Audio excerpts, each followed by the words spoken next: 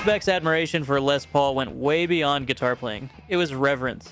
I just remember thinking, who was it that inspired me, first of all? And it had to be Les. Yeah. He was the first guy that came out with a fast, very trebly sounding guitar with a slap echo in 49 or something, you know. Yeah. Excuse me. Les wasn't just a musician, he was an inventor. A visionary who changed the way music was recorded and played. Beck once called him the godfather of the electric guitar, and for good reason.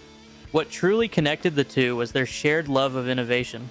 Beck loved how Les layered guitar parts, used tape tricks, and chased new sounds long before anyone else even thought to try. It wasn't about showing off. It was about curiosity, exploration, and making the guitar do things people hadn't heard before. Beck didn't just talk about Les Paul, he honored him with tribute shows and covers. He saw him as a foundational figure, a true genius whose fingerprints are still all over the music we love. Prince might not be the first name that comes to mind when you think of legendary guitar heroes, but Jeff Beck knew better. Well, I love Prince. I always thought that would be a pretty tasty sort of partnership. He once called Prince one of the most dangerous guitar players alive, and he meant it. Behind the purple outfits and dance moves was a guitarist who could flat out shred and do it with funk, finesse, and fire. What Beck admired most was Prince's ability to switch gears effortlessly, ripping a searing solo 1 second, then laying down a smooth, soulful rhythm the next. Prince wasn't trying to be the loudest in the room, he just played from the gut, and it showed. Beck loved players who blurred lines, who didn't stay in one lane. Prince was that kind of artist, a genre-bending genius whose guitar work was as fierce as it was funky. To Jeff Beck, Keith Richards was the heart and soul of rock and roll rhythm. And I got a call, a very sort of dodgy call from my manager saying the Stones would love you to go to Amsterdam or Rotterdam and do a couple of tracks with them. And I thought, okay. So finally we played, and I said, what are all these guitars doing in the lobby? There's thousands of guitars with different names, and they're not Keith's. They said, well, we were auditioning for a replacement, and when you agreed to come, we stopped them from coming. I said, so I'm in the Stones? He said, well, of course you are. But I couldn't. The way their lifestyle was, much as I'd like to join the Stones, I couldn't do that pace. Well, I was going to say, do you regret not taking that gig? So you're a Stone in effect for 2 days. It's too slow. I couldn't just have enjoyed any length of career with just playing 3 chords, you know. 3-chord wonders is what Ian Stewart used to call them, affectionately and respectfully, but they didn't do anything too challenging. While others chased speed and complexity, Keith built his legacy on groove, grit, and unforgettable riffs.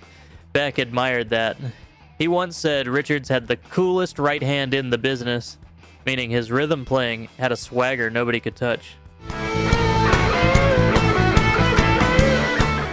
From Jumpin' Jack Flash to Gimme Shelter, Keith didn't need flashy solos. His riffs were the song. Beck respected that kind of economy. Playing the right note at the right time, that's harder than it looks. Richards proved that attitude and feel could carry a track farther than 1,000 notes ever could. For Beck, Keith wasn't just a rhythm guitarist. He was the architect of a sound that defined a generation. When Jeff Beck named Jimi Hendrix as one of his favorite guitarists, it wasn't just a nod to a legend. It was personal. I followed him around a bit, and he'd heard of me, which is, I couldn't believe, you know, and he said, what's that let you play? And happenings 10 years time ago, he said, I swiped that on this, and I thought, wait a minute, this is really incredible. This is kind of like we could talk music now, not instead of like he's a immovable force, I can actually get some inspiration. Beck and Hendrix didn't just admire each other from afar, they shared a mutual respect that ran deep. Beck once said that seeing Hendrix for the first time felt like witnessing a force of nature. Jimi's guitar seemed to breathe, howling, weeping, erupting with color. What Beck admired most wasn't just the jaw-dropping solos or the wild showmanship, it was Hendrix's complete freedom on the instrument. He tore up the rulebook and rewrote how a guitar could sound, bending notes and time itself. His ability to blend blues, psychedelia, and raw soul into one swirling storm of music left a permanent mark on Beck. You can hear Hendrix's influence in Beck's expressive bends, wah-driven tones, and fearless experimentation. To Jeff, Jimi wasn't just a player. He was a once-in-a-lifetime phenomenon. If you love legends like Jimi and Jeff, hit that like button and subscribe for more untold stories behind rock's greatest guitar gods. Jeff Beck and Jimmy Page were more than contemporaries. They were brothers in arms. Both cut their teeth in the Yardbirds and both redefined what a guitar could do. That was done that day, in one day rather, and together with about 3 other tracks, mixed in the next day. And I said, look, that was great fun, why don't we just leave it like that? But even with their shared history, Beck held Page in high regard. He admired Jimmy's ability to blend power with mystique, how every riff, every solo felt like part of some epic tale. Page wasn't just a player, he was a producer, a sonic architect. Beck respected how Jimi sculpted entire soundscapes, layering acoustic guitars, bowed solos, and thunderous riffs into something larger than life.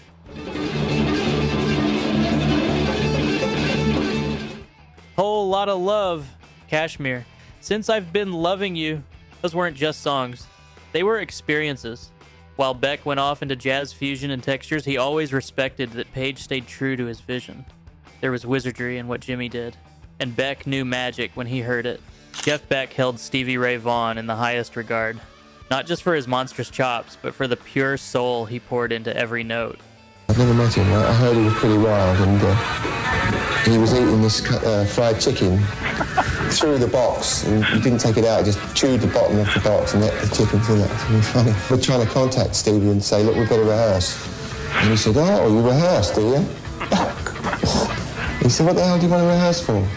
I said, well, it might be just a prudent sort of idea, suggestion to get, maybe the key or something sorted out for us. When Beck talked about Stevie, it was with awe. He once described him as a musical hurricane.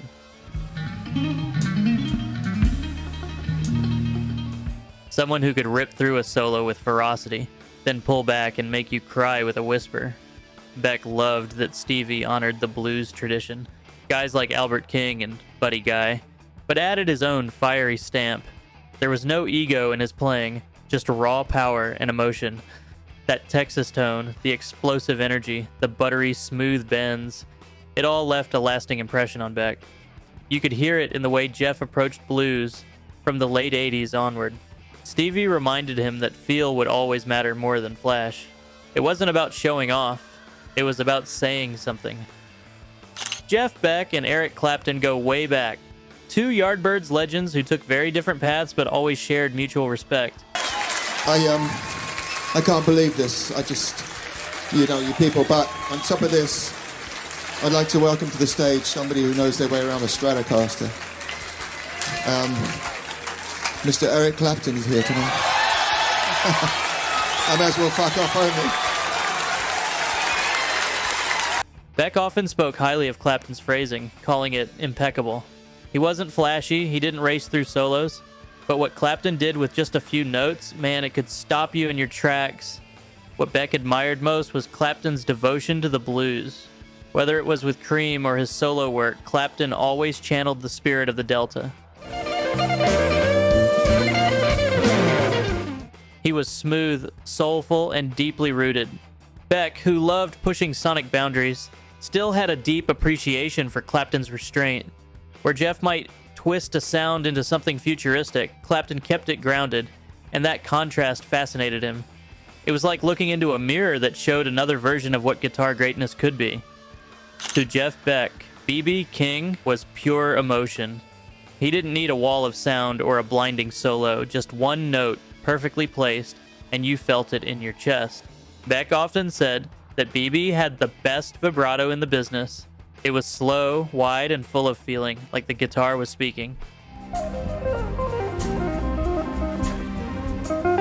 What Beck admired most was the honesty in B.B.'s playing. There was no trickery, no effects, no flash, just soul. He made the guitar cry, sing, laugh, and moan with just a handful of notes. That's what made him unforgettable. B.B. taught Beck that it wasn't about how much you played, it was about what you played and why. That kind of restraint takes a lifetime to master, and Beck always held that lesson close. When Eddie Van Halen burst onto the scene, even seasoned pros Like Jeff Beck had to stop and take notice. Beck called Eddie's playing insane, and he meant it in the best possible way. It wasn't just the tapping or the speed, it was the joy that Eddie brought to the guitar. Beck was always about tone and feel, and he respected that Eddie, for all his technique, never lost that. Every note was alive, full of personality. He took risks. He reinvented the instrument without ever sounding cold or mechanical. What impressed Beck most was that Eddie changed the game but still kept the roots intact. His rhythm work, his sense of groove. It wasn't just about shredding. It was about building a wall of sound that hit you right in the gut. To Jeff, Eddie was the future, but with soul.